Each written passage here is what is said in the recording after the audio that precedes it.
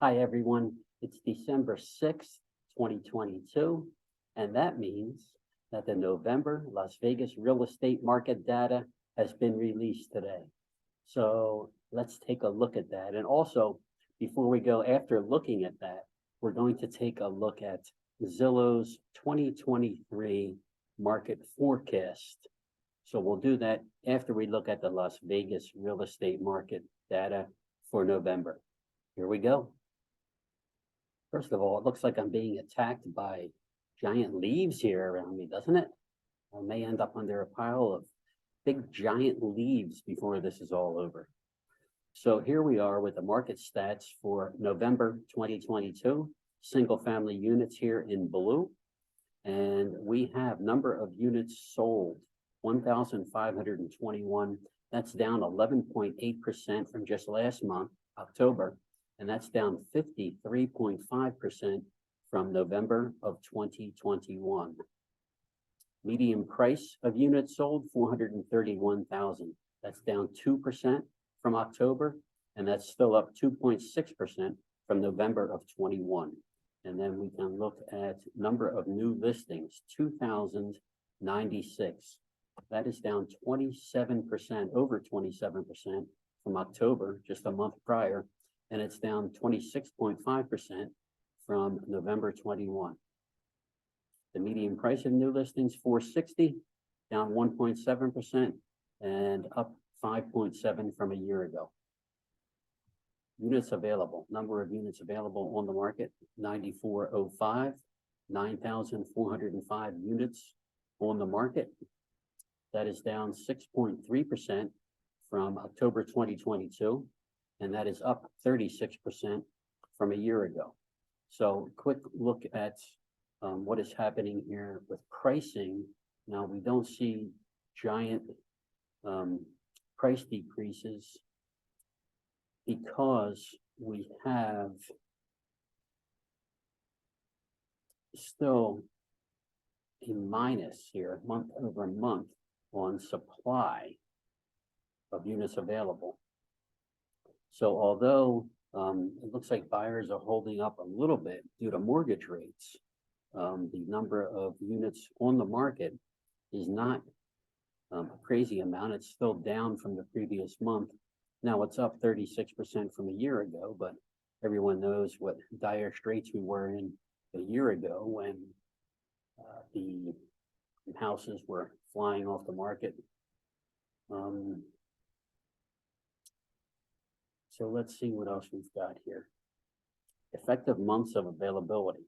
So we have 4.8 months of availability on the market. That's the absorption rate. How long it would take to absorb the number of units available on the market according to units sold. So that would take 4.8 months in order to take care of those 9,405 by selling this many, 1,521 per month, which still puts us in a seller market. So we're still in the seller area here, seller's market with this. And, you know, with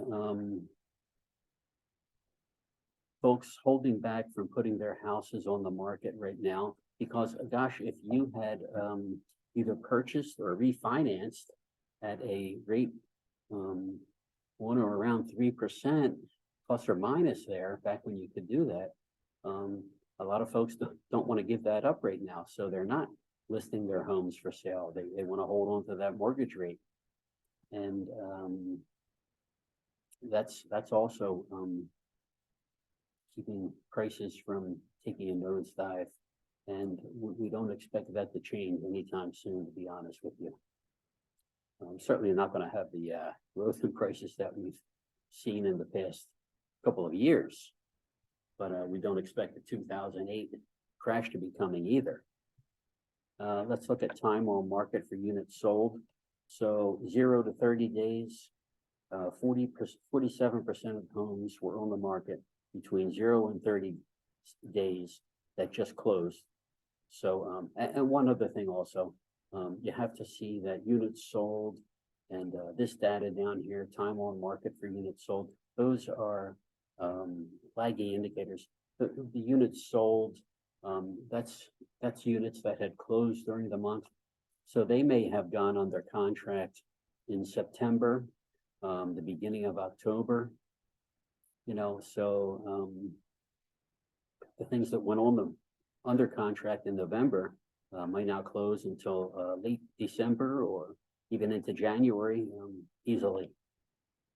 So back down here, time on market for units sold, 0 to 30 days, 47%.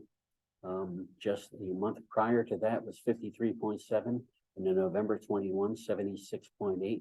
That shows that things were flying off the shelves in November 21 because 77% of the houses that closed had only been on the market for less than 30 days. And we see that shifting now to fewer homes being on the market for fewer than 30 days. They're lasting on the market longer.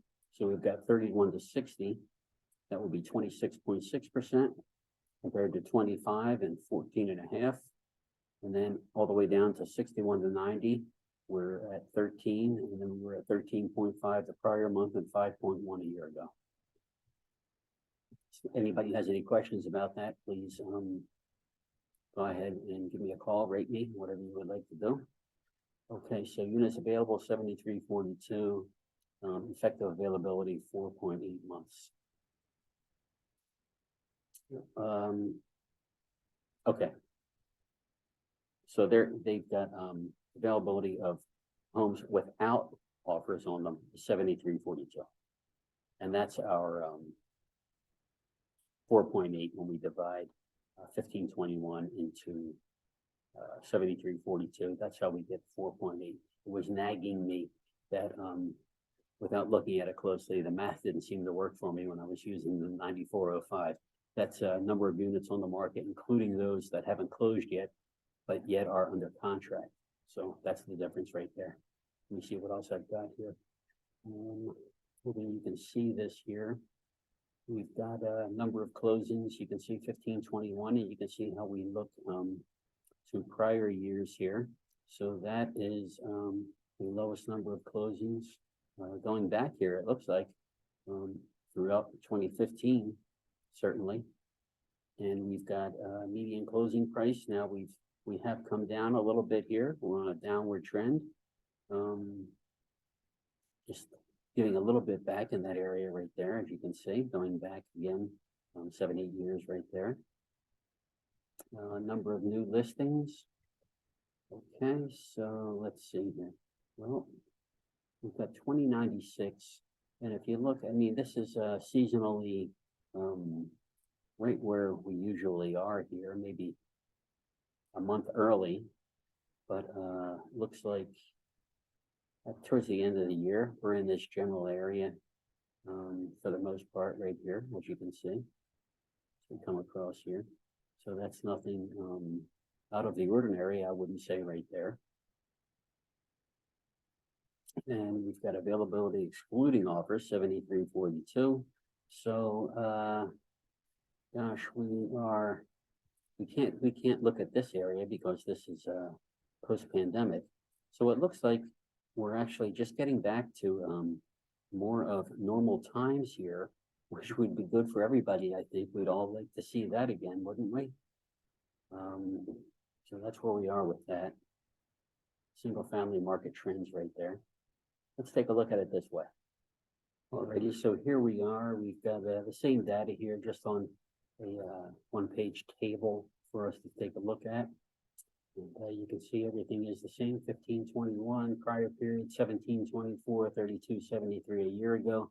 This basically just lays out the same numbers here, rather than just giving us these percentiles over here, which we had gotten.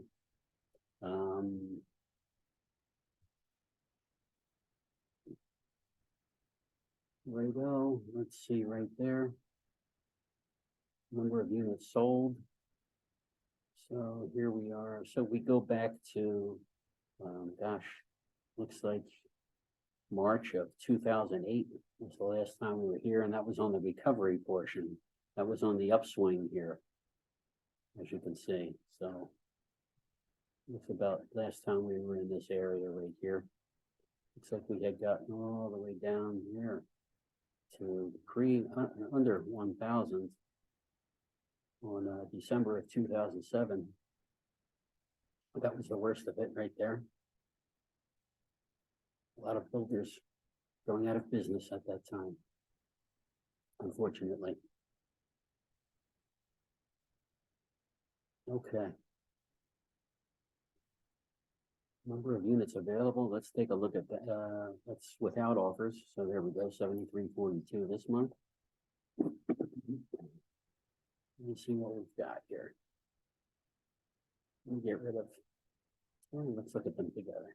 Number of units sold is in the blue line here.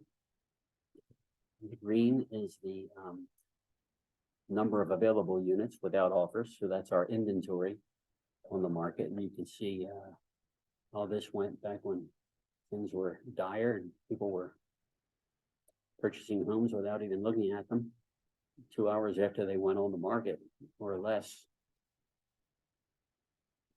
Okay, so now we've had that big old rise, and as you can see, that's not an unusual area to be in right here. So it's not like we are in crazy times with all sorts of inventory. And we're coming back down a little bit here, so that's not good for folks who are holding off, planning on buying either. You know, I'm not telling you that it's going to go down further inventory, but spring season is going to be here. I know of a lot of folks who are just holding back from buying right now, waiting for, you know, a big crash to come. And I hope that they don't wait too long to buy here. I guess I would say that when the stock market's doing poorly, would you rather buy when the stocks are worth $100 a share, or would you rather buy when the economy is doing poorly and stocks are worth $20 a share? So that's how you, I guess the same way to look at it here with housing. Inventory levels seem to be at historic norms right there, where we are right now.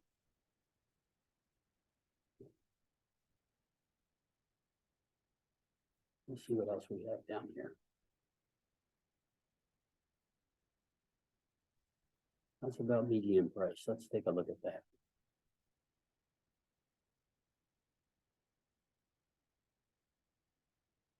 Well, looks like we lost the other two. Oh, they're way down here. That's why. Okay, so median price right here, as we can see, up and away. And then we have given back quite a bit right here.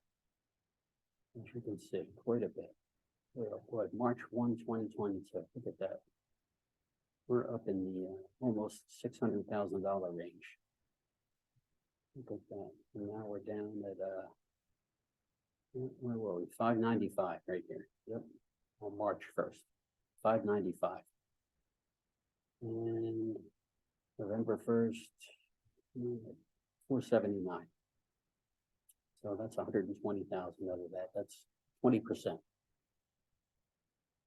If you're 20%, I don't know, that's telling you now's the time or not. But there it is right there. That's the data. It's not just me telling you that. Okay. Let's see what we've got here. New listings coming on board. Let's see what we've got. I'm going to have to get rid of this one here. There we go. That's better. Okay. So now we've got number of units sold in blue. We've got number of available units, that's inventory in green. And we have number of new listings. So right now we're selling less homes. We are getting less homes in current inventory, and we are taking a big nosedive in new listings. So that's not going to help bring prices down whatsoever. I want to make sure everybody understands how that's working. That's not going to help out much at all, because it's keeping inventory down. Okay, if anyone has any questions, please feel free to contact me. I don't want to drag this out. Alrighty, like I said, let's take a look at Zillow's housing market predictions for 2023. I believe that this is the first time they've released this. So here we go. This was released on December 1st, a few days back. And I won't read everything, of course. Let's look at some of the points, though. Whoops, pardon me. Okay, the Midwest to feature front and center in 2023.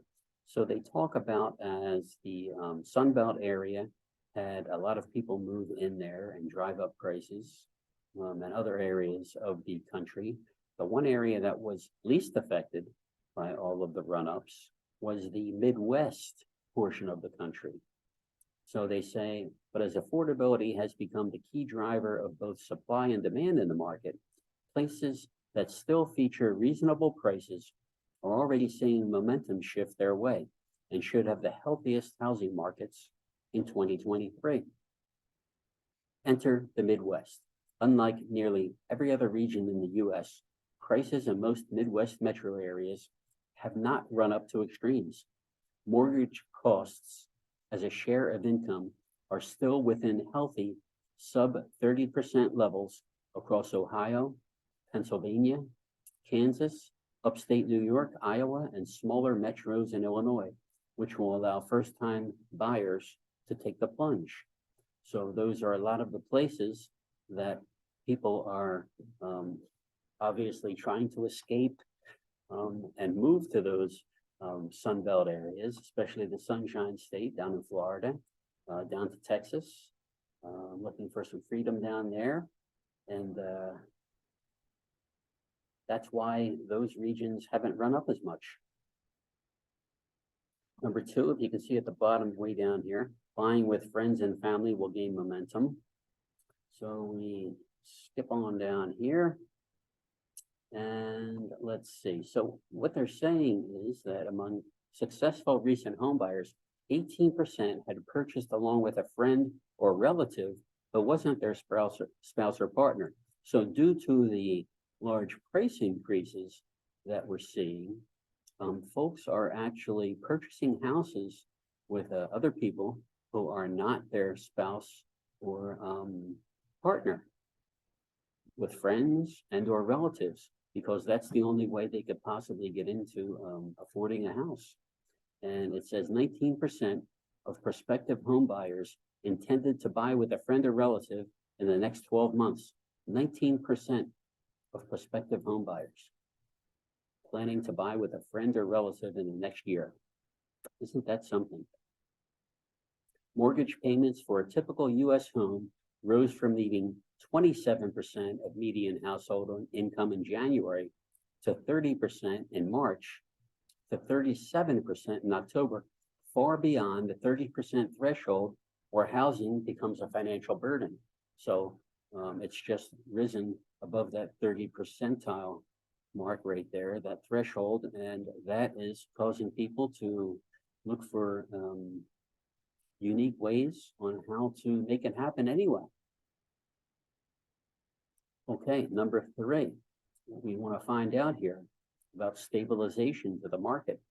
So it says affordability crisis will stabilize, if not improve. So affordability, the share of median income required to pay housing costs, is the biggest challenge for buyers, sellers, and renters today. It even affects sellers, yes, because it hurts their ability to sell. Monthly mortgage costs have doubled since 2019, driven by pandemic-era price hikes, and to an even greater degree by rapid mortgage rate growth this year. Mortgage rates are not only pushing buyers to the sidelines, they're tanking new inventory as homeowners decide to hang on to their current houses and low rates. As I had mentioned earlier in this video, folks are not selling because they want to hold on to that low rate that they got a hold of. Rents have grown faster than wages. The average hourly wage has grown 23% over the past 5 years, but rents are up 37% during that time after a pandemic era surge. So that's huge right there. And that affects people's ability who are renting, that affects their ability to save for a down payment. Affordability will continue to be the driving force in the housing market in 2023. At the very least, the market should stabilize. So that sounds like something promising. Zillow expects national home values to remain relatively flat next year and even fall in the most affordability challenged markets. Mortgage rates are seeing some recent and encouraging progress downwards as inflation and labor market tightness show small signs of easing. If we actually turn the corner on inflation, that should continue. So that's the key driver right there, is the inflation. That of course is why the Fed has raised rates, and you know, that's why they're doing it, to bring down inflation. That is what you do. You bring out your bazookas and shoot those high mortgage rates at the inflation, tamp that demand down. And we've also got builders are working to increase the supply of rental properties at record pace. So builders are working hard to increase the supply of rental properties because they see that folks are not being able to afford the single family homes on their own. Surge in first-time landlords in 2023, and new construction strength will be in rentals, as we just said. So folks, there we are. If you haven't seen the video that I put out yesterday, I emailed it to a lot of folks, and I put it up on YouTube, which deals with some of the questions about whether it's the correct time to buy a home, what's going to happen with home prices, what's going on with mortgage rates. Those 3 questions we took a little dive into with some data. So if you haven't seen those, either look in your email, maybe I sent it to you, or feel free to look on YouTube for that one on my channel. I think it would accompany this video very well. And if you're out there as a buyer, remember that springtime is coming. There's a whole lot of folks waiting to purchase. There is still big pent-up demand. And you saw what's happening with inventory. It's really not going anywhere. We're just at normal rates, that's all. So I would hate to see a lot of folks just hang out and hang out and hang out a bit too long once again, and not be able to get into something once the stampede hits the market again. When folks see, you know, hopefully things not slipping away from them one more time. And don't forget, there are things we can do as we put in an offer. Give me a call and I'll run through some things with you. One thing we can do is definitely talk to the seller about paying for a buy down for you, which will save you, potentially hundreds of dollars on your payments for the first couple of years, hundreds of dollars, hundreds and hundreds. And we can ask the seller to pay for all of that for you. And hopefully, within the next couple of years, rates will come down again. I don't think we're going to see 3% or 2.75% again, but 5% right there. And with rates at about, let's say they're at 6.6 today, I think they were somewhere in that area right there. If you get a 2% buy down for the first year, you're paying 4.6% rate for the first year.